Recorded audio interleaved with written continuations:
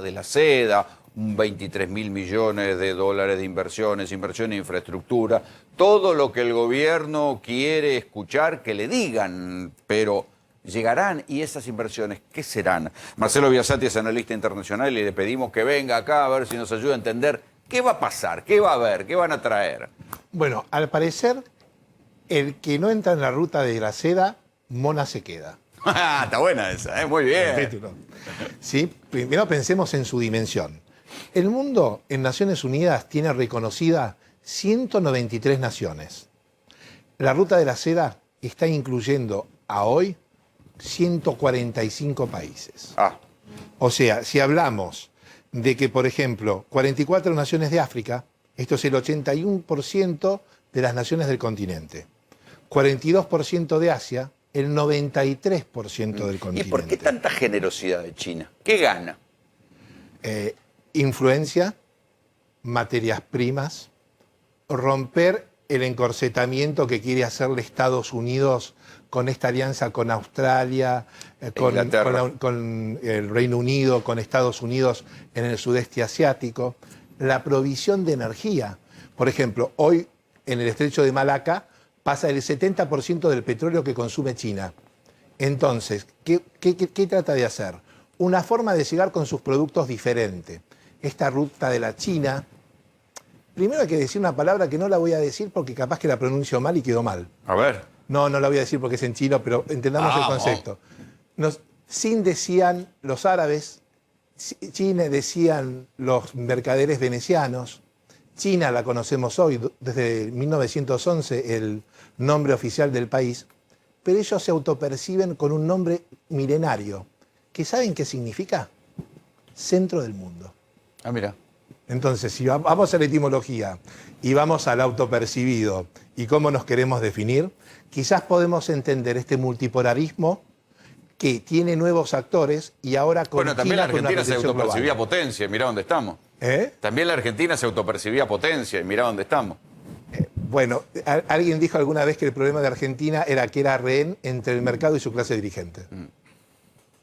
Bueno, pero ¿qué va a traer?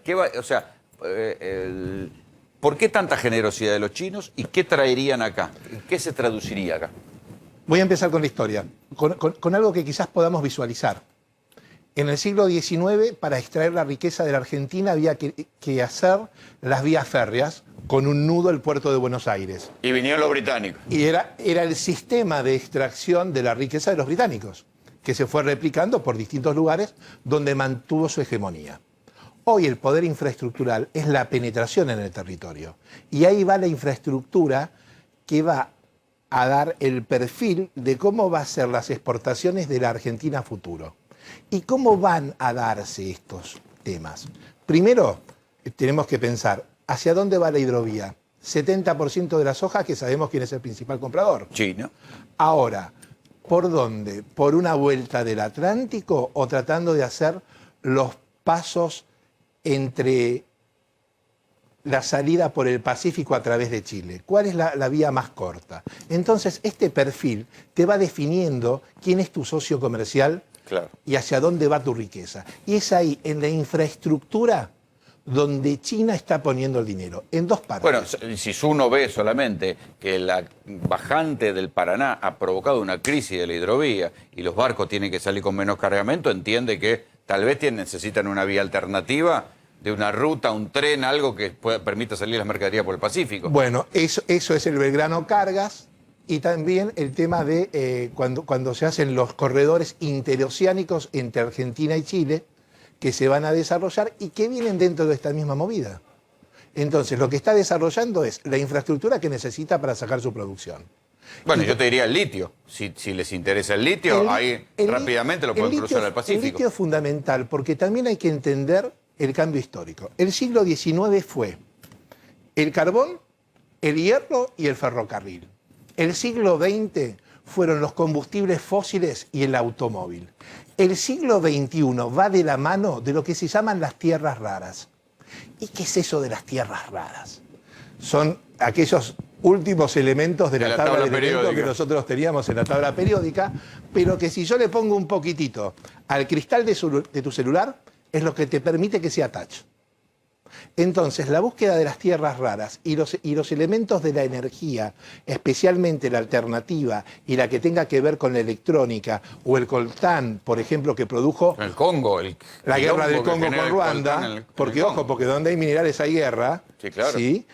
Lleva a que, además, después de la crisis que está habiendo con Rusia, donde ya aumentó la nafta, pero ahora viene el aumento del gas, ¿sí? Porque es una consecuencia va a acelerar primero la velocidad, el precio del litio y la velocidad extractiva. Y Argentina, que tiene algo demorado, que es su clase dirigente, considerará el litio como un recurso estratégico.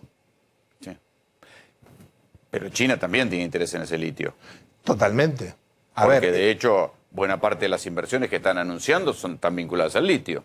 Van vinculadas al litio, van vinculadas a las tierras raras, van vinculados a aquello que le pueda permitir mantener su frontera de producción. ¿Por qué? Porque China... Ahora, los tipos están pensando su país a 20 años vista. Es que lo que pasa es que hay un tema y quizás es la fragilidad de las democracias. Porque Aristóteles hablaba de faz agonal y faz arquitectónica.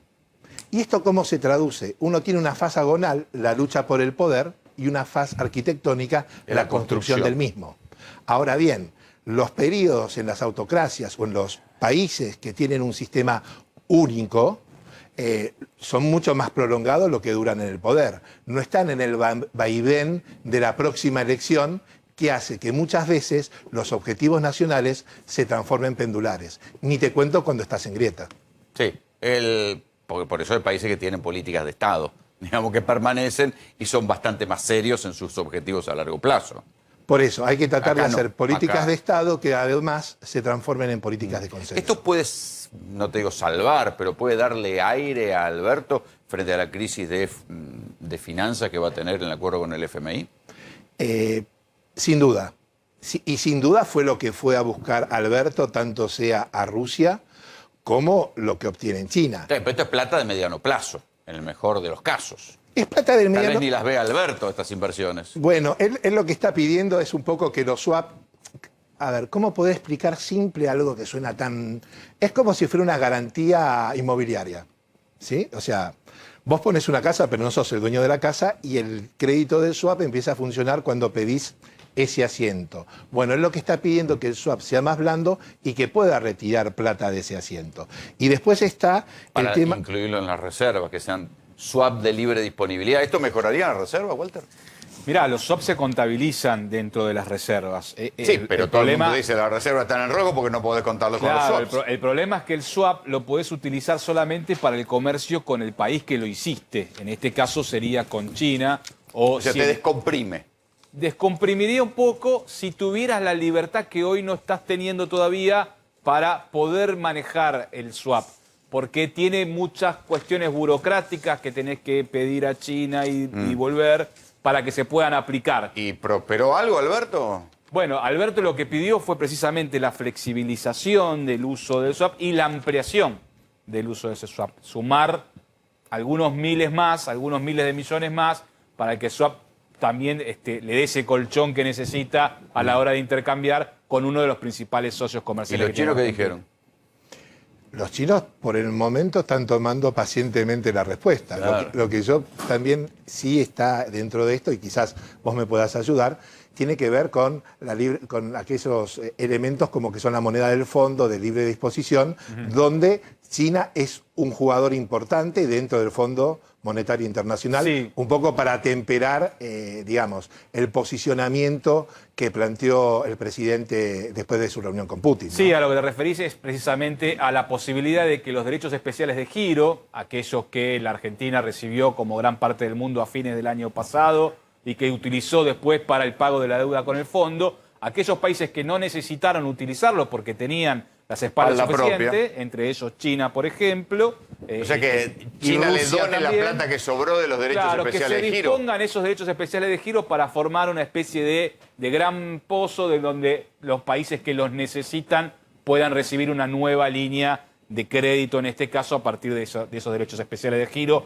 Recordad que lo habíamos mencionado acá en el programa, Sí. ¿no? Sería una tercera línea que hoy todavía no existe, pero que el propio Fondo Monetario Internacional ya tiene delineada con otros plazos más extensos, para la devolución y para la Está bien. aplicación. ¿Y qué de le ese pediría dinero. China a la Argentina a cambio? Porque esto... Seguramente un puerto. Epa. Sí, China lo que tiene que ampliar, especialmente por la forma de conexión, tiene que ver con la utilización de puertos. Los puertos generalmente se dan dos cosas. En todo lo que se llama el collar de perlas, que es, digamos, la jugada geopolítica que China hizo en el Índico, donde empezó haciendo alianzas con los países, prestando la plata para el desarrollo de puertos, y ahí se empezó a dar un equilibrio importante entre la cuestión comercial de los puertos, la cuestión diplomática y la cuestión militar. Acá hay un replanteo de lo que es el valor geoestratégico de todo, de los mares en particular, de la forma de navegación en los mares, donde dentro de poco va a haber un elemento que todavía no está en el tablero, pero ya se está viendo, que tiene que ver con el calentamiento global. Y el calentamiento global aflora dos cosas: la posibilidad de explotación de estas tierras raras, ¿sí? Por ejemplo, Groenlandia la quiso comprar Trump y es una de las principales reservas, pero también una forma distinta de navegar, porque gran parte de esta navegación se podría hacer a través del Ártico.